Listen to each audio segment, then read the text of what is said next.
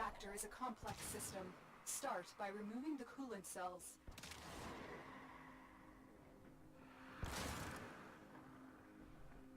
Hello and welcome back. So we have made it to 150, which means it's time for another loadout video, and today's loadout video is... that's right, it's Silence, which basically means it's going to be Ivara, and I have a silent Ivara set up because she is all about the stealth, and she is very, very powerful because of it. Now, Ivara is actually one of the few frames where people can...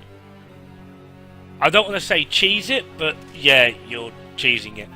Why? Because, well, recently there was an endurance run done by an individual who went into a survival solo and lasted for over 14 hours, which is very, very impressive. And the way in which you're able to do this as Ivara is pretty much quite simple. You basically just stay in prowl.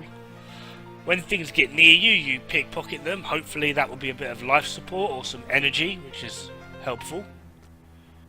You then put them to sleep using your sleep arrow, and then you proceed to stab them with a dagger with covert lethality, which is really simple in just saying, but once you get to a certain level, some of the enemies start to wise up a little bit, particularly those Arson Eximus, and if they see their buddy die, they do tend to trigger that nice big shockwave of flame, which at certain levels, as in when you're about 14 hours into a survival, that big shockwave of flame will mess with your life. So the way I play Ivara isn't so intensive because I try not to really use invisibility frames for my endurance runs. I try to find a way to tank it and outlast it, which is probably a bit more of a stupid idea. It's probably why I never really get too fast. Well, I'll probably never do something like 14 hours, but hey ho, we're not on about the 14-hour endurance runs. So Ivara herself, her one ability is obviously those wacky weird arrows. Press 1 and you cycle through them, hold 1 to fire them off. You have a cloak arrow, a noise arrow, which is largely useless. I don't think I know anyone that really uses it. Can be handy in certain situations, but yeah. You have the dash wire, which is great for getting Ivara around due to the fact that while in prowl you're pretty much stuck to walking and rolling. And then you have your sleep arrow, which is Ivara's trick of the trade, as it were. Now her number 2 is Navigator. With any form of projectile weapon, press number 2, fire it off, and you can control where that round goes, or arrow, or Zenith Star, variety of other things. Now, I don't use this because I find it very hard to control it. You can speed up by pressing space.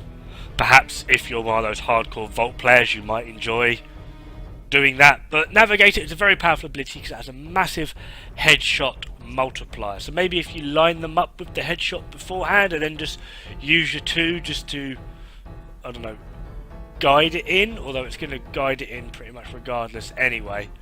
But I don't use it, like I said, because it's very hard to control. You've then got Prowl, which is a channeled invis. It's toggle. You turn it on, and that's it. You're safe as houses. You're completely invisible until you run out of energy, or a nullifier bubble, or a scrambus, or something turns it on. Magnetic proc, perhaps.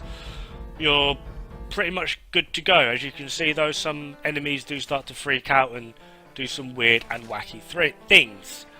For the 4th and final ability is Artemis Bow. Now, I am not modded for Artemis Bow, and I don't have a build for Artemis Bow. However, you can see that I am getting some nice shiny yellow numbers, and like I said, I'm not built for it. I'm not expecting to be able to do the most damage with this, but it does still do some pretty hefty damage. So if you mod for it, this is a hell, and I do mean a hell of a damage ability. It really, really does hurt. So you can mod for this, although it's per shot. It costs energy per shot, which is a bit weird. Now, the way I utilise her weaponry is I use Raptor Cernos. Why? Because the Syndicate proc, it 1, halves the enemy's health because it's viral. 2, it restores energy. So while I'm invisible and I'm getting no stealth kills, I'm getting energy back, which is very, very handy.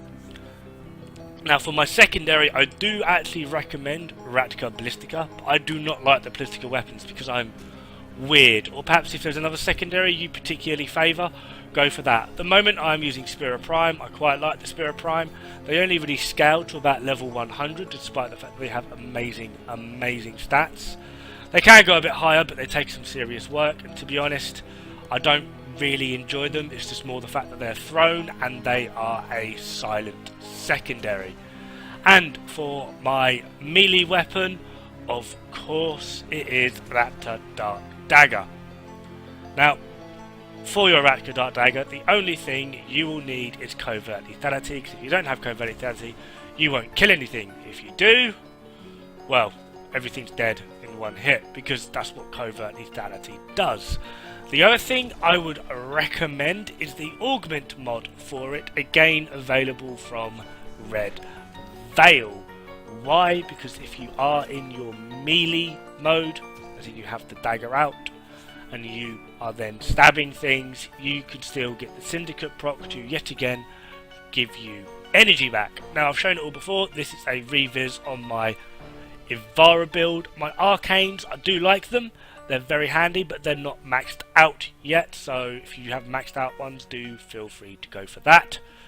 And obviously the Raptor Cernos build, I do love this weapon. I am very, very fond of it. However, it's not everyone's favourite. If you prefer Dread or Paris Prime, or just a silent weapon in general, I would say is one to go for. Perhaps even the Baza if you're a fan of that weapon. But again, it's all up to you. Spira Prime I have not covered in any videos yet, so this is the build I'm using. Shouldn't be too much of a shock. And then Raptor Dark Dagger, pretty much ignore the build. All you need to know is Gleaming Blight and Covert Lethality. The rest of it is just there sort of as a, look, I do have a build, I promise, but it's zero form because I only need 2 mods. Anyway, that is me. Thank you very much for watching. This has been my 3rd loadout video. Thank you so much for the support, guys, and I hope to be doing a next loadout video pretty darn soon. Need to hit that big 200 though. Catch you later, guys. Have fun. Ta-ra.